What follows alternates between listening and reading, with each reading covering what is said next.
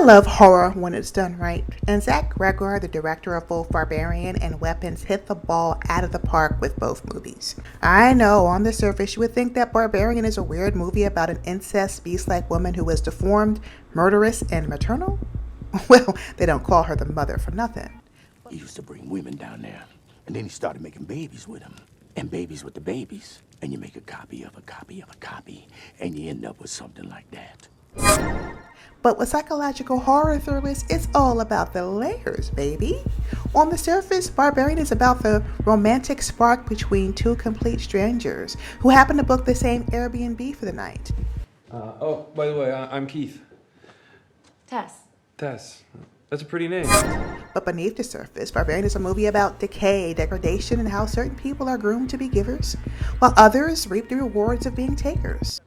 I am not a crackhead. I am not a crazy person. I am a woman who has been held prisoner and has escaped. So if you're looking for a great character analysis, deep dives, and hidden messages into one of the best horror films in the last decade, you're going to want to watch this video.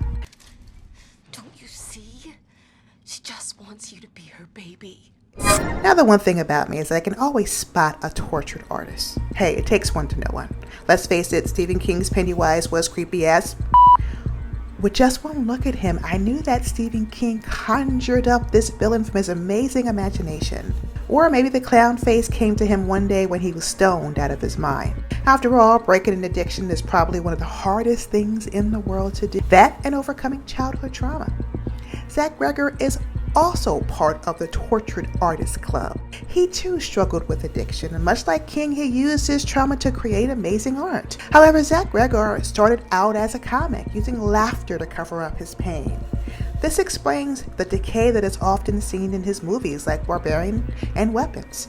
I mean, Detroit has seen better days, but I never thought it was that bad. Cregger, being the creative genius that he is, wrote the script so that Tess arrives in the middle of the night. It's raining, she seems exhausted, disheveled, and eager to get settled in, only to open the door and see a really good-looking man standing behind it.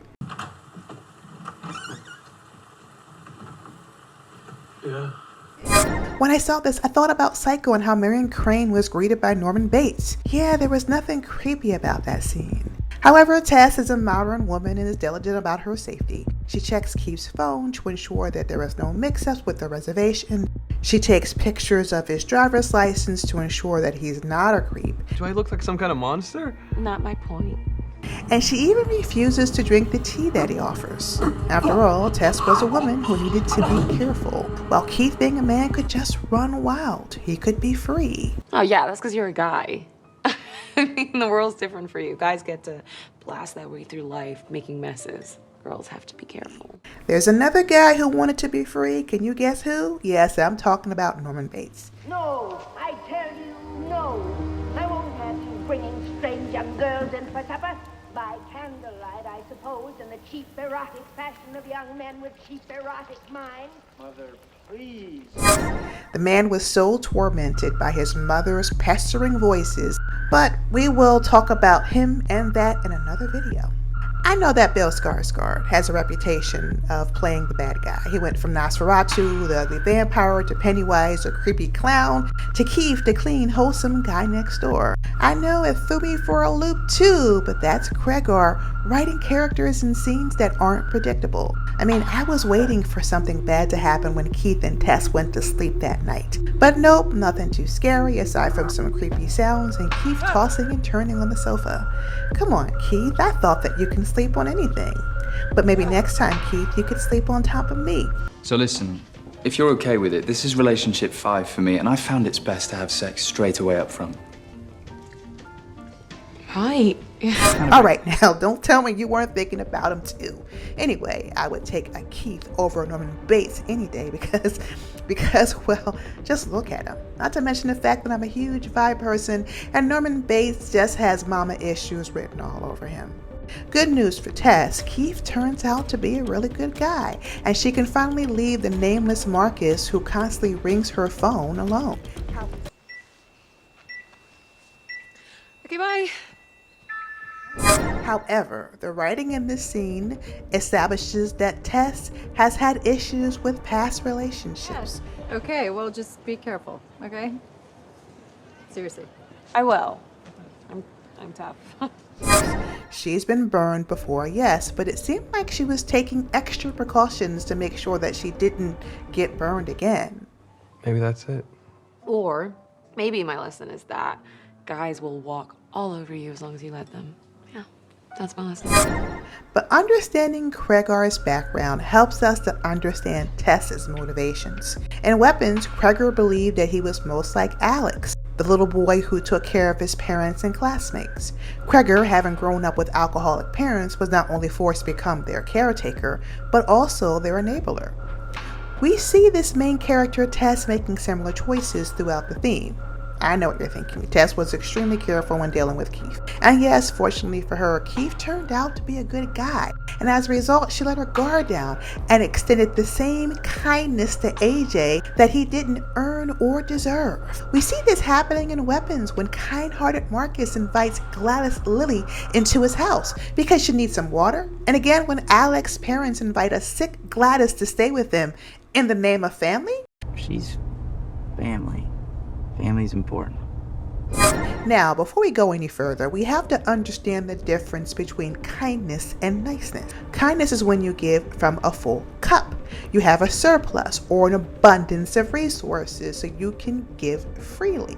Excuse me, ma'am. I'm saving up for butt ticket to see my brother. Do you need change? Yeah, sorry. Niceness is given from a place of scarcity.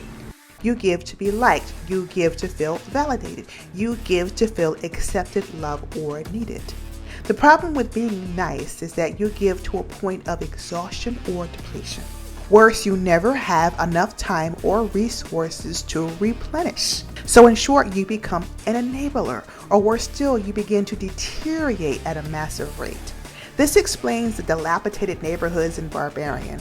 This also explains the parasitic nature of Gladys Lily, taking advantage of good people and needing the innocence of children to survive. Cregger understands that evil people put a lot into appearances. That's why AJ's Airbnb was the best house on the block.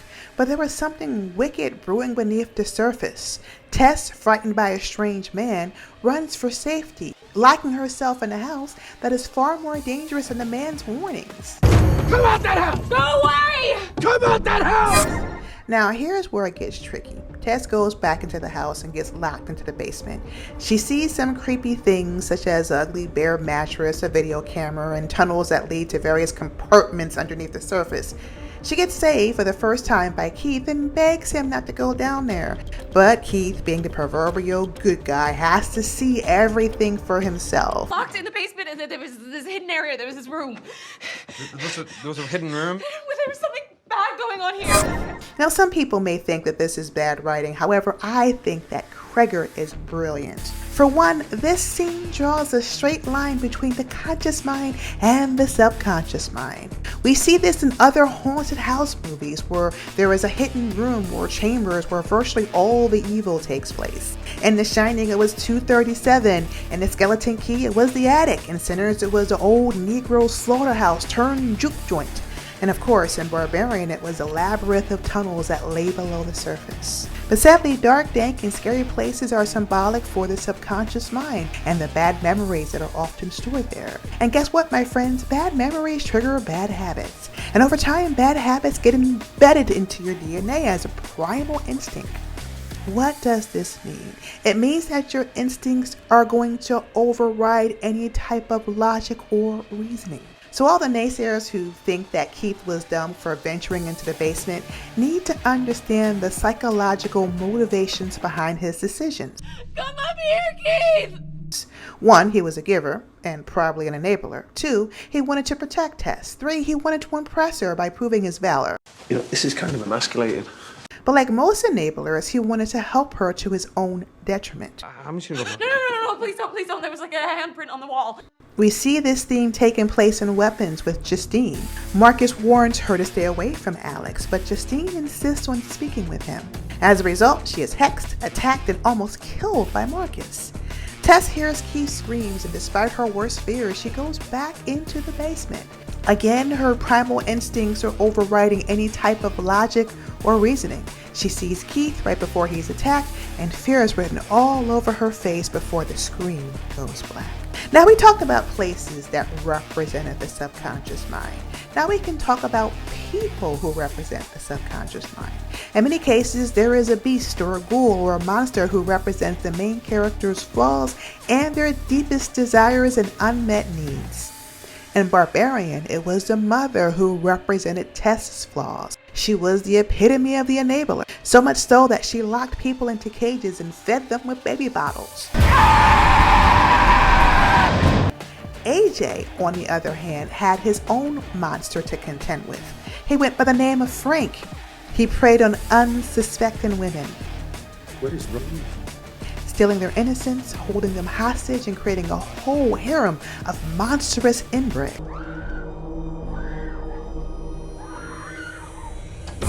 AJ, being bankrupt, ousted from Hollywood for crossing the line, could easily end up like Frank if he didn't get a hold of his bad habits and dark impulses.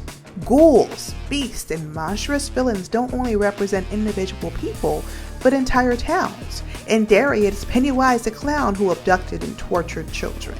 In Weapons, it was Gladys Lilly who sucked the life and juice out of Miss Gandy's students. Lastly, it was Candyman who tortured the residents of Caprini Green, a housing project that had experienced a great deal of poverty, which is in itself its own horror.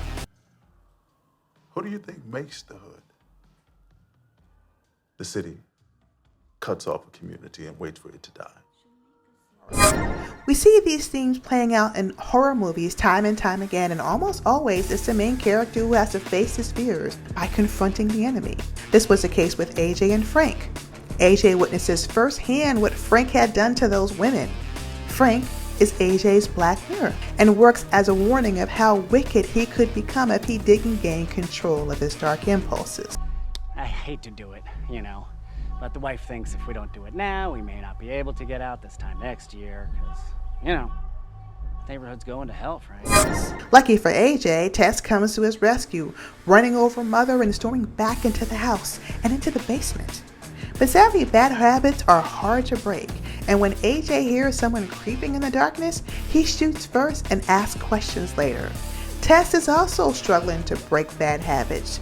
She could have gotten away, but insisted on going back into that dreadful house to save someone who didn't deserve to be saved. You should have never went in that house to begin with. That's a bad place. And she ain't even the worst thing that's in there. Listen, you need to worry about you. Now you could make the argument that she didn't really know AJ and that she tried to call the police to no avail. Can you just send someone, please?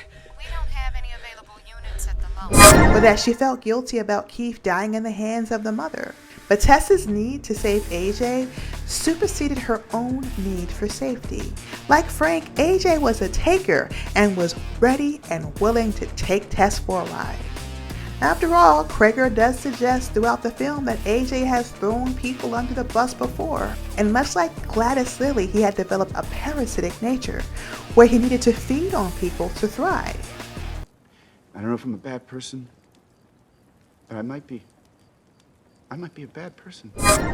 But AJ isn't completely heartless, at least not yet. He does feel guilt when he thinks that he had finally escaped the mother, only to stab Tess in the back when the mother makes her final appearance. Hey! Come get your baby!